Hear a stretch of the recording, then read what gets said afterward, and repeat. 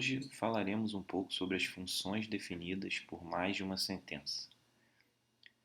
Existem funções que, em vez de elas serem como essa aqui, ó, f de x igual a x mais 2, por exemplo, elas têm mais de uma sentença. Essa só tem uma, só tem x mais 2. Mas existem funções que têm mais de uma sentença. Então, por exemplo, f de x. Digamos que f vai de reais a reais.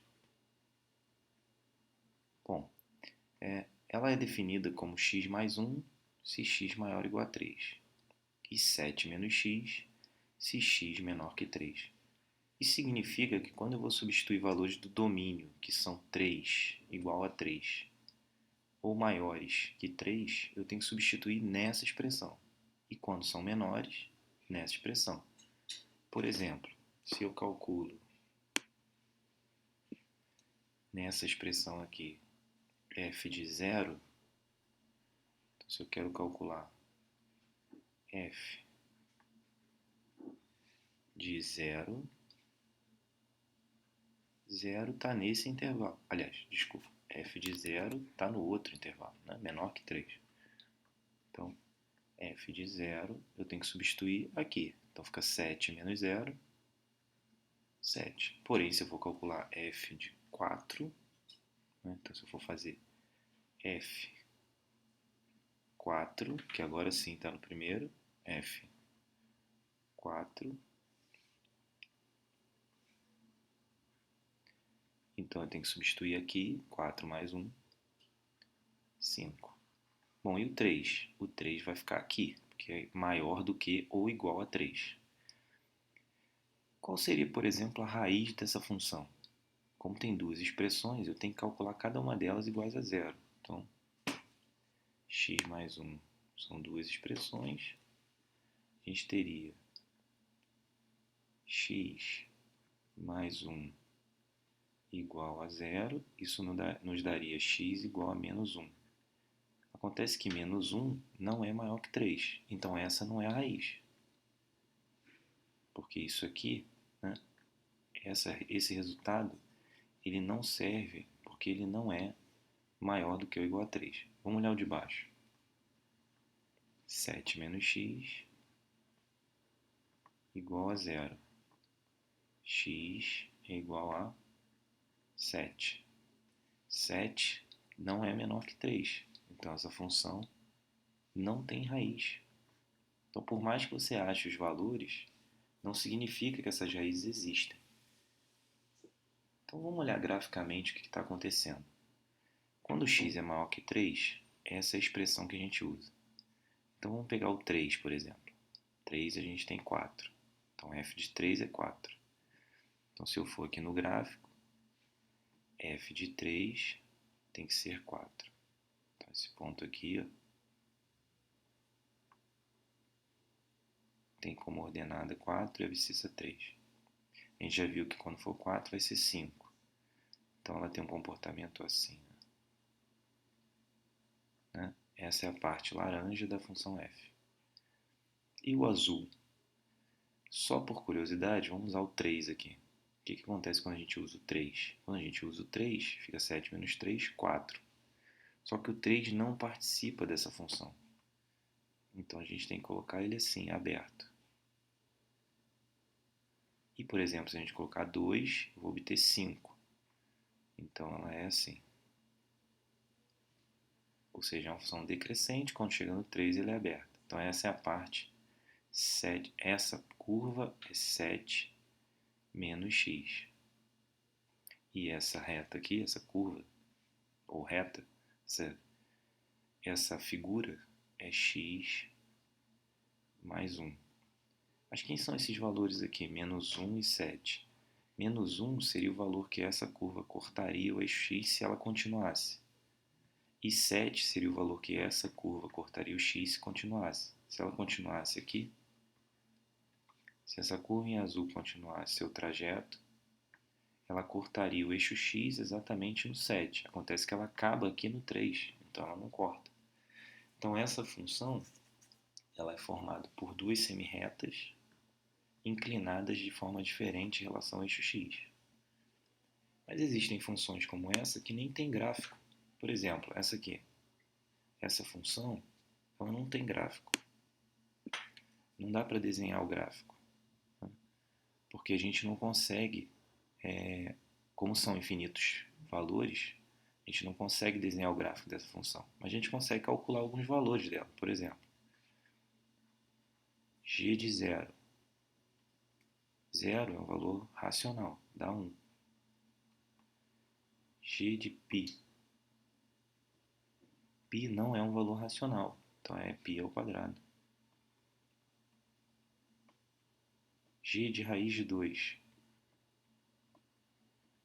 Raiz de 2 ao quadrado, ou seja, 2.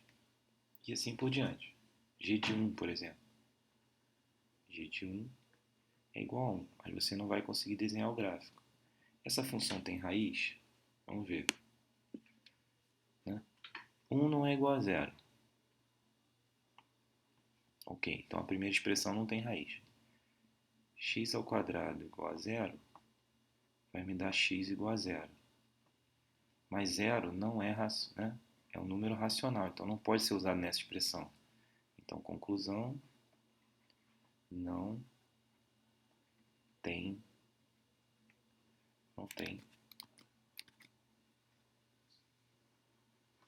raízes. Tá?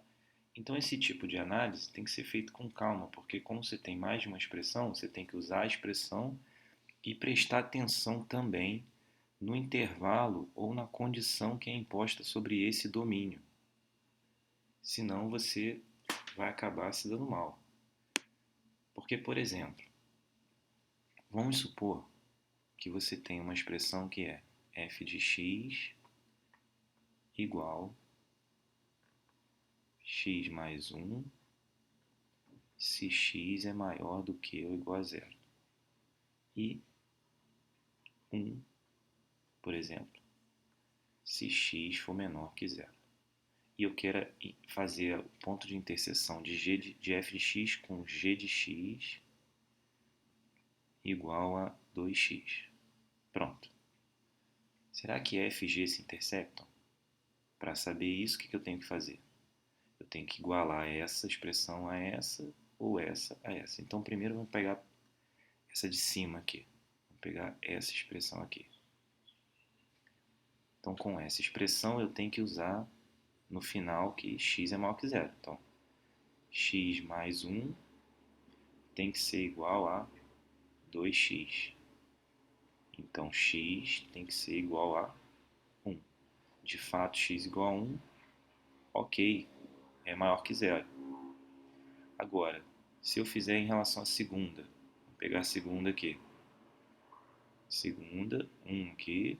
Então, g de x, voltando aqui rapidinho. Se eu quero 1 igual a 2x, 1 igual a 2x, eu tenho x igual a meio. Mas x igual a meio não é menor que 0. Se não é menor que 0, então essa resposta não serve.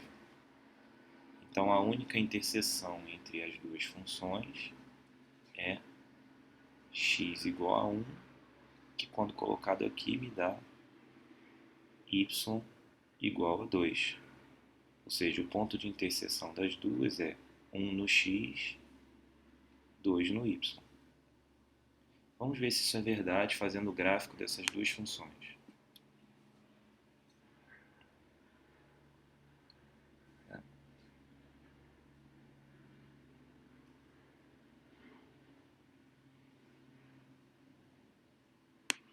Uma função é x mais 1 quando x é maior do que ou igual a 0. Vamos fazer de laranja. Então ela começa aqui no 1, por causa do coeficiente linear, e continua. Essa função é x mais 1. E antes ela vale 1 quando x é menor que 0. Então, ó, aberto e vale 1 para trás. Então aqui é 1. A outra função é 2x e é uma função linear. Então essa função aqui, vou fazer de roxo, ela faz isso. Adivinha que ponto é esse? X igual a 1, y igual a 2. Então aqui é 1 aqui e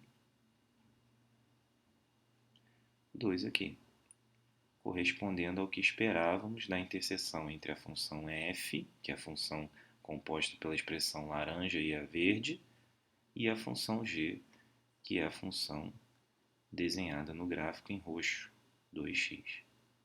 Certo? Então a gente precisa ter cuidado na hora de calcular esses pontos de interseção para garantir que esse tipo de coisa aqui seja de acordo com as expressões da função, se estão dentro dos intervalos correspondentes, né, dos intervalos que limitam, né, a função. Então isso aqui tem que ser levado em conta para que isso aqui esteja correto. Ok? É isso, eu fico por aqui. Até o próximo vídeo. Espero que tenham gostado. Tchau.